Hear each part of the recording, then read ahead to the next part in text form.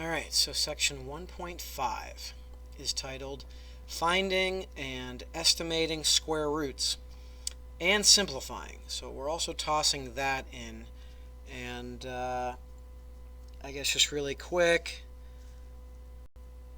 probably the biggest reason for shining a lot of spotlight and including this and simplifying is because it's literally a keystone anchor, like a concept that will be tested on the Algebra 1 on the Algebra 1 keystones. But something else to kind of just sort of preface here before we actually start going through the notes is, don't be surprised if you recognize some things. Heck, some of this stuff we've already mentioned already in chapter 1. We can't help but have talked about exponents and maybe even square roots, but more on that as we go, I guess. Let's dive right in, So square roots. So that's going to be a big topic of the video of this lesson. But first of all, before we even really get into what square roots are, what does it mean to square a number? For example, when you square 6, what do you get? Perhaps in your head you're thinking 36. You say this is 6 squared and you write it like that. So again, like I just said like a minute ago, last week we talked about exponents and what it means to raise 6 to the second power. So that's what it means. So 6 to the second power also means to square it. It means 6 squared. And so that directly leads into talking about a square root. Square root, you can say, is the opposite of squaring. In class, I usually say, I don't like to toss around words like opposite too loosely, because opposite is literally or technically a math vocabulary word. This means something very specific in a math atmosphere, but you can kind of say that square root is the opposite of squaring. For example, the square root of 36, and this is how we write it, the square root of 36 is 6, because 6 squared is 36. So when you ask a question like, what is the square root of 36, what you're really asking is, what number squared would equal 36? What number times itself would be 36?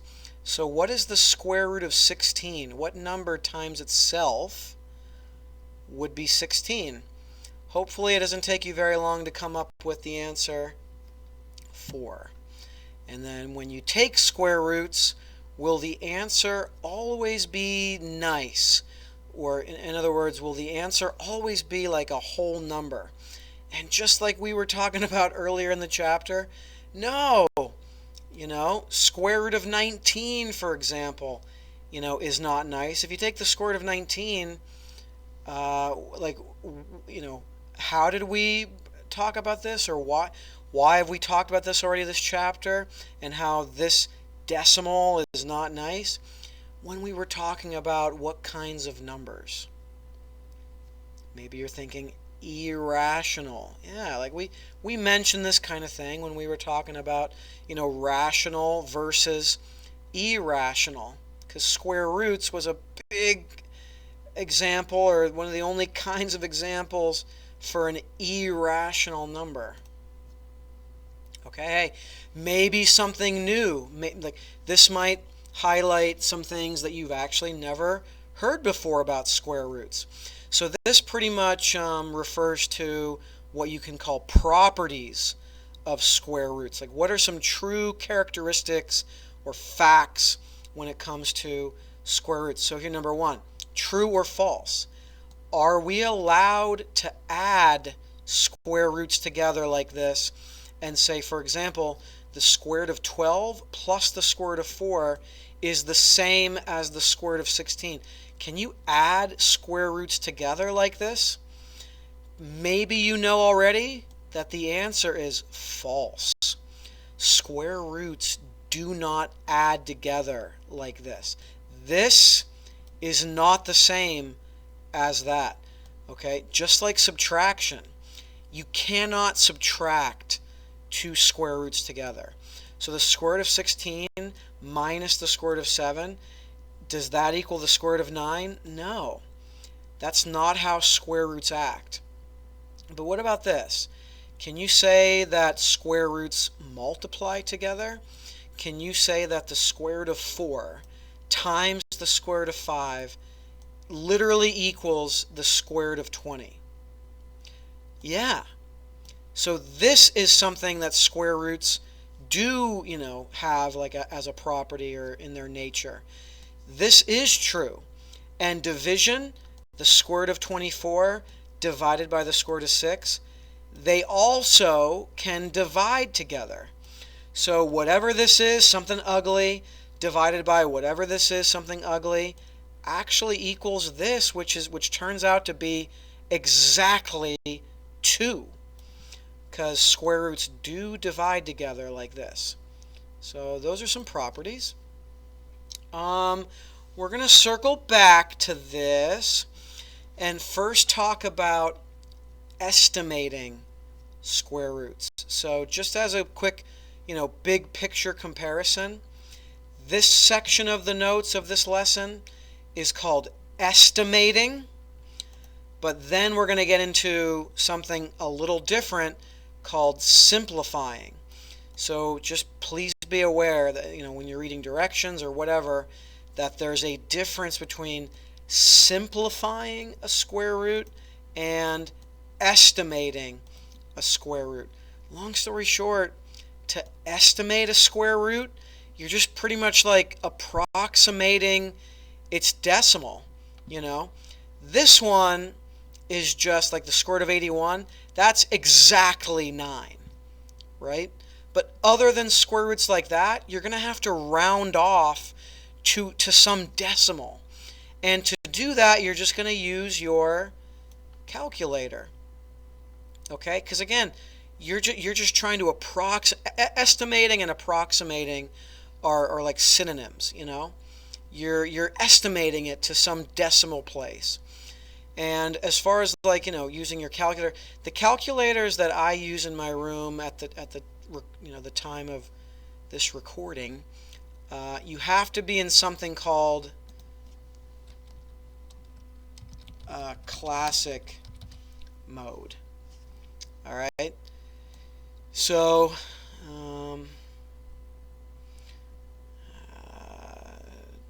let's make that a little smaller. But as long as you're in classic mode, you can type in the square root of 12 and it'll give you back a decimal.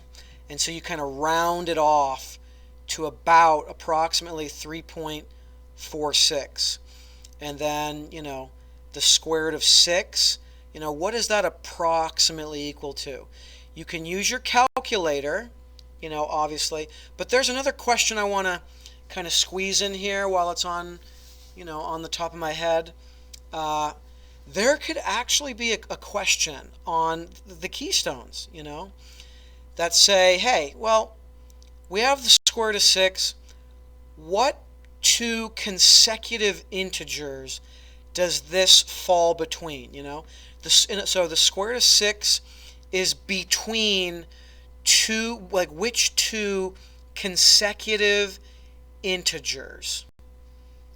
Hopefully the wording of that question makes sense. What two consecutive integers is this between? Maybe you said, well, it's between 2 and 3, which, shows here that your calculator says it's about 2.45, which is between the integers of 2 and 3, because the square root of 6, it's not quite the square root of 9, which is 3, and it's bigger than the square root of 4. So we have like the square root of 4 and the square root of 9. This is exactly 2. This is exactly 3. So the square root of 6 would fall somewhere in between. and your calculator tells you that. So what two integers would the square root of 28 fall between? So again, it's bigger than the square root of 25, which is what? 5. And it's not quite as big as the square root of 36, which should be 6. So you would say that if a question were asked of you like that, between what two consecutive integers, you would say 5 and 6. And if you just needed an approximation to a couple places or 3, whatever, your calculator, as long as you were in classic mode, would tell you about 5.29. Between what two integers is this? The square root of 72.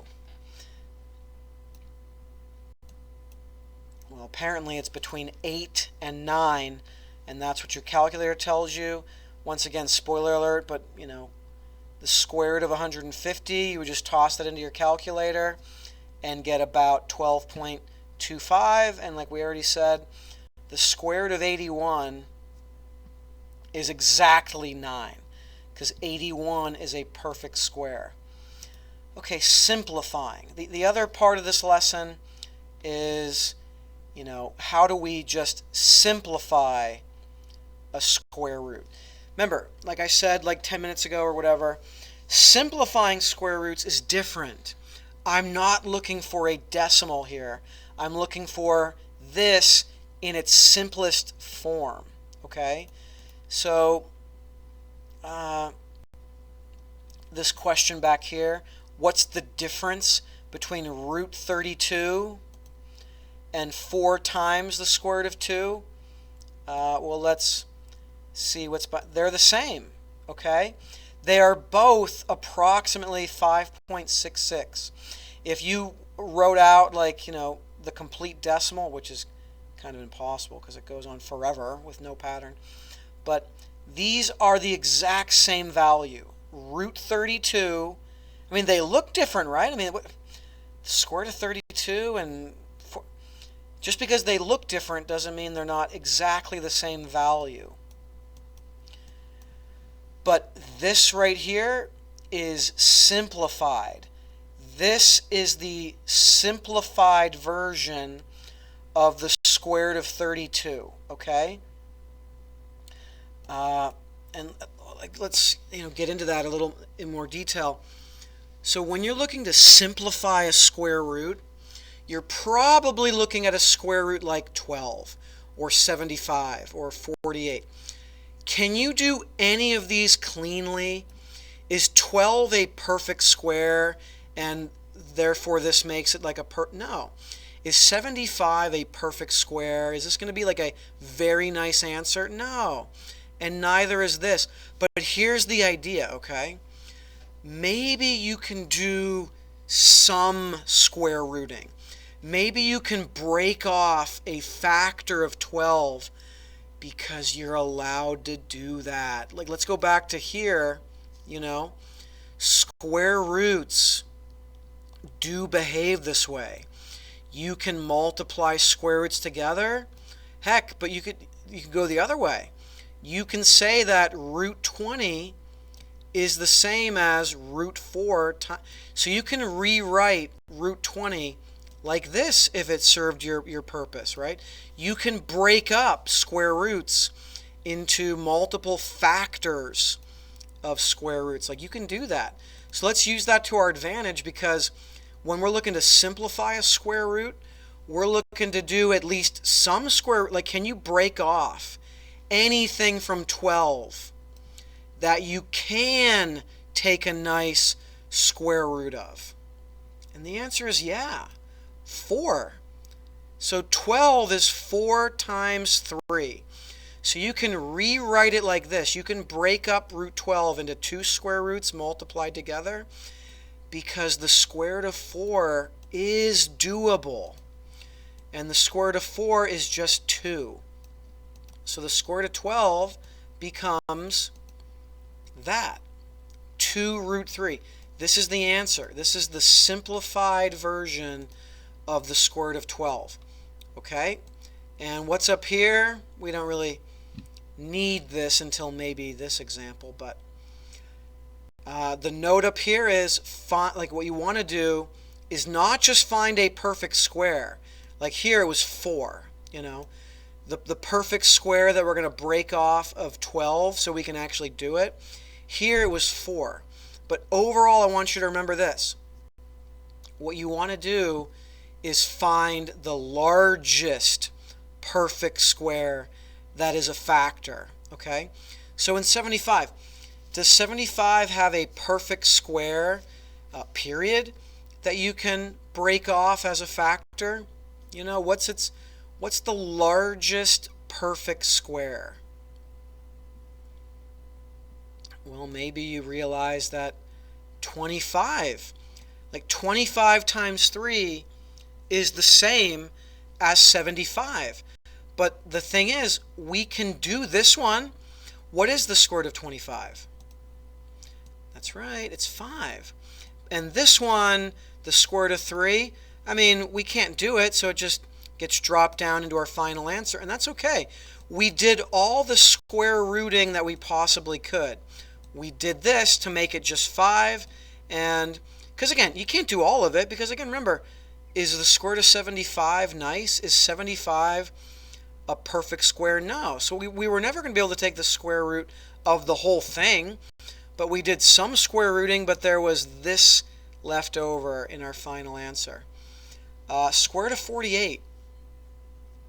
Again, what is the largest perfect square? Because you might think first, 4. Isn't 48 4 times 12? And you're not wrong, but again, we're trying to find the largest perfect square just to kind of save us some headache or less risk of being wrong in our final answer. So you want to find the largest perfect. Like if you started this out as the square root of 4 times the square root of 12, you're definitely not wrong, but it would. So you would need like another step. It would take you 2 steps instead of 1. So we want to find the largest perfect square, which is 16. Because 16 times what is 48? 3. And so we can do this one. What is the square root of 16? 4. Okay? And the root 3 just drops down. A few more examples. Okay? What's the biggest perfect square we can separate from 18? 9. And so 9 times what is 18? 2. So again, this one we plan on actually doing. What is the square root of 9? It's 3. And the square root of 2 drops down into the final answer. Next one. What is the square root of 72? Well, is the square root of 72 nice? Like, is 72 a perfect square? No. So, but is there a perfect square that we can break off? Well, 4, but is there something bigger than 4? Is there 9? Is there 16? I mean, I have a funny feeling, even though you could say that this is what? You could say this is 4 times, 18, I think? And that wouldn't be wrong, that wouldn't be wrong at all. Or you could be a little bit better and say, well, I could say this is the square root of 9 times, but guess what? I think there is something bigger, okay? Whoa, even bigger than 16. Okay, 30, I don't even think, does 16 even, let's check the old calculator. 72 divided by 16, no. 72 divided by 16 is 4.5. But 36 works. 36 times 2. So remember, what is the square root of 36? 6. 192. Holy crap. So, man, okay. So that's a big number. Like even for me, that's pretty decent with his mental math. So 192 divided by 4. Okay. So we could do 4 times 48, but I can already tell there's something bigger than 48. 192 divided by 9. Nope, 9's not a perfect square. 192 divided by 16. Okay. That's an option because apparently 16 times 12, you know. But let me say this. This is how you could have started, you know, because this just turns out to be 2. But when you look at the other one and you realize, wait a minute, I could break off other, like I'm not done. Like if I brought down the root 48, there's other perfect squares in 48, just like over here. Even though I know this can just become a 4, you should be able to look at like the other square root and go, well, 12 is not a perfect square, but I think I could actually break off like another 4, you know? So that means like there's a bigger perfect square. So I mean, not 25. I mean 192, like I know before even doing this that 192 divided by 25, that's not nice. So what's next? 32? Could we, or 36, I mean? Could we have another 36 that we could break off? No. Because 192 divided by 36, that's 5.333333 forever. So, man, what? Are we talking 64? 192 divided... Oh, wrong number. Divided by 6. Look at that. So if I wanted to do this in one step, 64 is the largest, perfect square. Because the square root of 64 is 8. And root 3 doesn't simplify anymore. So that is the final answer to that, I think, last example. Yep. All right, so that does it for this lesson. Estimating and simplifying, 2 different things you can do with square roots.